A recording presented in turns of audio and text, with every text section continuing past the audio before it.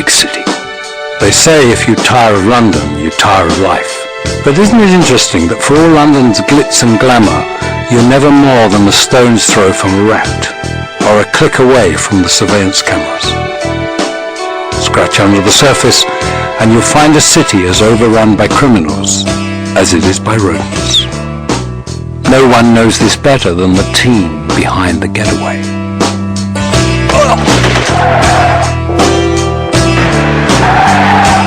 The pick up story 2 is on after the events of the first game.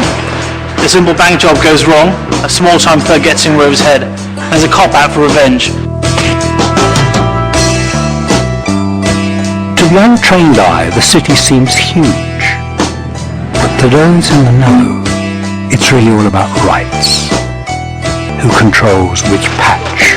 I'm with the Zara. London's the real star of the game, and we wanted to build upon that as a stage, so we've introduced a whole bunch of new interiors. What's really exciting is the variety and scale of the new interiors. They're literally massive, and they blow the socks away from anything we had last time round. We've got things like old DSS buildings, really clean city institutions, we've got things like sewers, rooftop chases, gritty London gangster locations like snooker halls, and then some really sort of bizarre exotic stuff like the Victorian pump house, for example. London has always had the feel of a film set about it.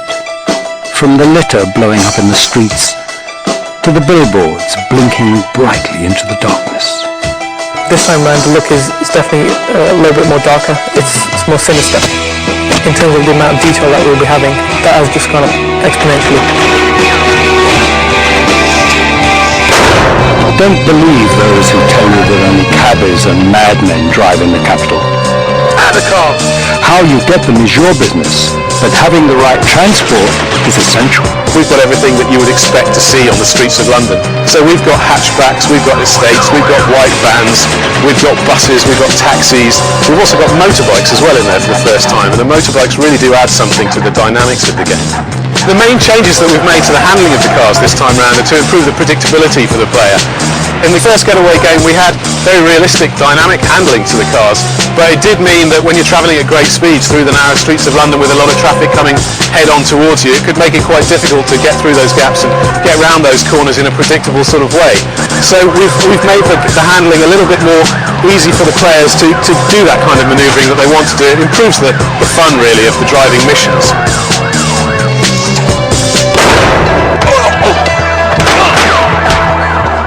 The problem with London is that it's all too easy to get in over your head.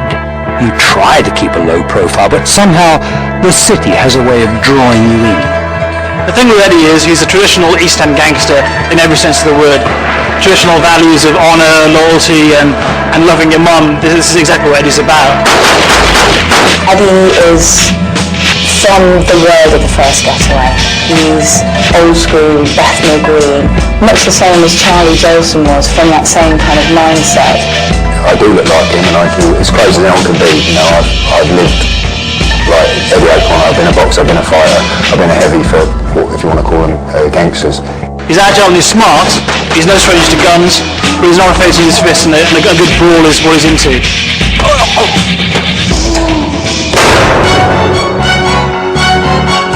Law breakers attract law enforcers. It's the nature of the beast. Find a Yardi drug dealer, an Albanian gangster, or a Cockney car thief, and there's sure to be a copper not far behind. Mitch works for the Special Operations Unit, which is an elite squad within the Met Police that deals with organised crime. He's quite a quiet guy, and you never really know what's going on in his head.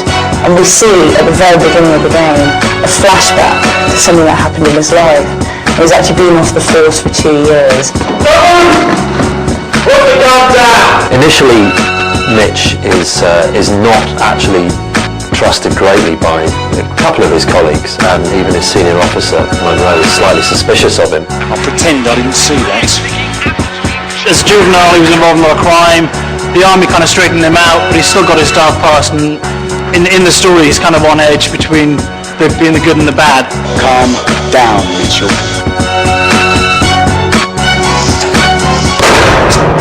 You make John mix off with the icon. The arrogance of youth. Oi, what are you doing? The city's full of it. flashy confidence, a certain swagger, what can only be described as attitude. Sam spent a lot of time as a youngster in juvenile detention units. This is where she picked up her gymnastic skills. Almost there, come on. Additionally, she's learned a lot of computer skills along the way, so she's kind of a hacker character in the game. There's a lot of backstory with Sam, and she tried to hack this code and that code. She set up an online casino. She tried to transfer money from this big bank into her mother's bank account. She sort of wants to take a few risks and really wants to go for it. And, you know, like, she's just a young girl, yet she'll want to go in, like, when everybody's shooting, and she'll want to be part of it and everything. Everybody wants her to sit in the car, and she doesn't want to. Stay where you are. The other boat's coming for you. Okay. She's very antsy, and one of these Wayflight figures has got too much energy and too much drive.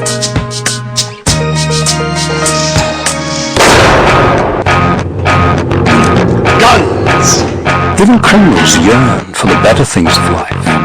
Expensive art, high culture, chess, and fine wine. Viciousness and grace, a deadly combination. Viktor Skobel is a guy that hides behind the scenes. He's got the money, he's got the power, but he also has a huge connection to the illegitimate side.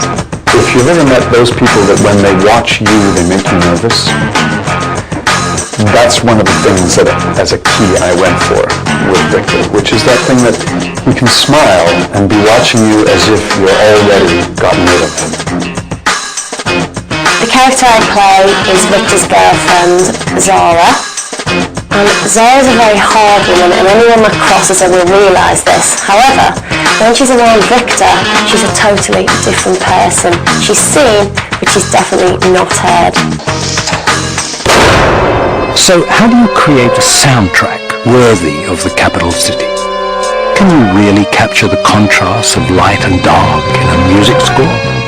The music on Getaway 2, we really pushed the boat out this time. We've actually got two different groups of people collaborating to get a really unique and original score. So first of all, we've got a company called Nimrod Productions who are scoring the cutscenes, and they're doing that in a quite traditional sort of cinematic style with 40-piece orchestra and lots of live instrumentation from electric guitar to drums to bass. But then to add a sort of modern twist, all the in-game music is taking these traditionally recorded musical pieces and getting reworked through different artists on the Ninja Tunes label, and they're really going to create modern, reworked interpretations of these themes.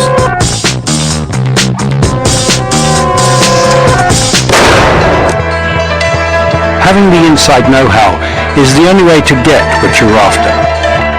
Cracking codes, developing shortcuts, attention to every conceivable detail. That's the key. The AI is just across the board being improved. We really overhauled that. The men are following your command set. In terms of the amount of intelligence there's so much more intelligence and less artificialness in there.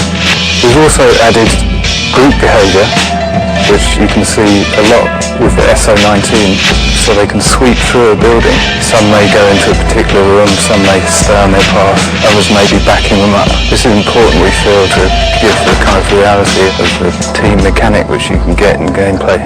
One of the really exciting things was in motion capture, we captured magnetic and optical codes at the same time. We really wanted to capture as much performance as possibly can, so we captured the facial animation at the same time as well. That with hand animation too, means we captured every facet of the actor's performance. This time round we determined that we would really individualise the performances, so from our point of view it's great because